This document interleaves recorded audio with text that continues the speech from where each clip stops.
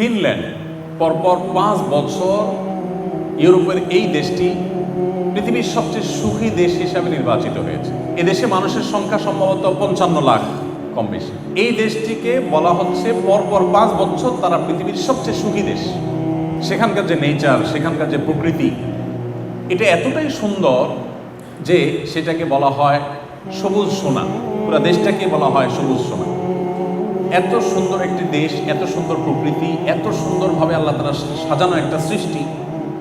সেই দেশে শিক্ষা বলেন, সংস্কৃতি বলেন, অর্থনীতি বলেন, সব দিক থেকে মানুষ সুখী। অপরাধ প্রবণতা মানুষের মধ্যে নেই বললেই চলে, যার কারণে তারা পৃথিবীর সবচেয়ে সুখী দেশ হিসাবে পরপর 5 বার নির্বাচিত হয়েছে।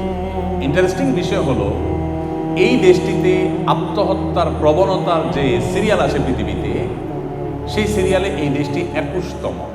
পৃথিবীর সবচেয়ে সুখী দেশ, কিন্তু আত্মহত্যার প্রবণতায় তারা 21 নম্বরে আছে। জাপানিজরা সবচেয়ে ভদ্র, জেন্টেল পৃথিবীর। এই জাপানিজদের মধ্যে আত্মহত্যার প্রবণতা সবচেয়ে বেশি। কোরিয়ানদের মধ্যে আত্মহত্যার প্রবণতা সবচেয়ে বেশি। এখন আমার প্রশ্ন হলো, পৃথিবীর সবচেয়ে সুখী দেশ, পৃথিবীর সবচেয়ে সুন্দর দেশ হওয়ার পরও মানুষ বেঁচে থাকতে চাচ্ছে না কেন? কারণ একটাই, সব কিছুই আছে, মানসিক প্রশান্তিটা আসলে নেই। একটি বই আরবিতে, এটা অনুবাদ আমি বাংলায় করেছিলাম সৌদিতে যখন ছিলাম তখন। বইটার নাম হলো রব্বি আল্লাহ, আমার রব আল্লাহ। কেন ইমানদার সুখী হয়, কেন নামাজ মানুষকে সুখের দিকে নেয়, কেন ডিপ্রেশন থেকে বাঁচার একমাত্র ওয়ে হলো নামাজ ও ইমান, এটা বোঝাবার জন্য বলছি যে রব্বি আল্লাহ কিতাব, এই বইটির মধ্যে একটা গ্রাফ আছে। সে গ্রাফটা হলো পৃথিবীতে আত্মহত্যার রেশিও কোন ধর্মের মানুষের মধ্যে, কোন সমাজে কতটা বেশি বা কম, এই বিষয়টাকে তুলে ধরা হয়েছে গ্রাফে।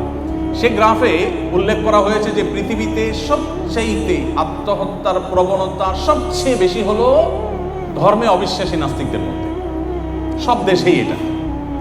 এবং এই জরিপটা যার তার জরিপ না, এটা বিশ্ব স্বাস্থ্য সংস্থার জরিপ।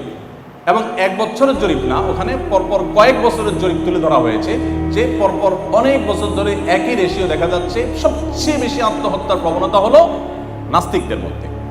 এরপর মজার বিষয় হলো, সবচেয়ে কম আত্মহত্যার প্রবণতা হলো মুসলমানদের মধ্যে। এখন প্রশ্ন ওঠে যে পার্থক্যের জায়গাটা কোথায় আসলে? নবী করিম সাল্লাল্লাহু আলাইহি ওয়াসাল্লাম বলেছেন, লাইসাল গিনা বিকাসরাতিল আরদ। পৃথিবী তথ্য প্রযুক্তির উন্নতির চরম শিখরে পৌঁছে যেতে পারে, নানা রকমের আবিষ্কার দিয়ে পৃথিবীর মানুষের জীবনযাত্রাকে পানির চাইতে সহজ করে ফেলা হতে পারে, বাট এর কোনোটি মানুষকে সুখী করবে না। ওয়ালাকিন্নাল গিনা গিনান নাফস। নবী করিম সাল্লাল্লাহু আলাইহি ওয়াসাল্লাম বলেছেন, এই সচ্ছলতা, এই উন্নয়ন, এটা আসলে প্রকৃত সচ্ছলতা নয়। আসল এবং প্রকৃত সচ্ছলতা হলো মানুষের মানসিক প্রশান্তি। একজন মানুষ, তার তেমন কিছু নেই কিন্তু তিনি মানসিকভাবে খুবই সুখী, এ লোকটা সত্যিকারের সুখী। আরেকজনের সবই আছে বাট মানসিকভাবে তিনি সুখী নন, এ লোকটা প্রকৃত অর্থে সুখী নন। আমাদের দেশের কথা যদি আমরা বলি, করোনাকালীন সময়ে শুধুমাত্র বিশ্ববিদ্যালয়ের শিক্ষার্থীদের মধ্যে যে পরিমাণ আত্মহত্যার ঘটনা দেখা গেছে 1 বছরে, সেটা এর আগে 10 বছরেও দেখা যায়নি। এবং দিন যত যাচ্ছে আমাদের মধ্যে এই প্রবণতা বাড়ছে। কেন বাড়ছে? দিন থেকে, ইসলাম থেকে আমরা দূরে সরছি। যতটা দূরে সরবো তত বেশি আমাদের অশান্তি আমাদেরকে ঘিরে ধরবে। ডিপ্রেশন এখন ঘরে ঘরে, ডিপ্রেশন এখন জনে জনে, এখন প্রতিটা মানুষ কম বেশি ডিপ্রেশন।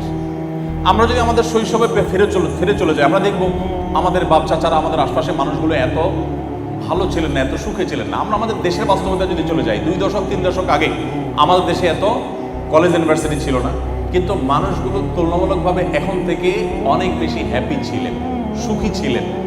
আত্মহত্যা এটা কালে ভদ্রে হতো, এখন যেরকম দেখা যাচ্ছে সকাল বিকাল এরকম হতো না।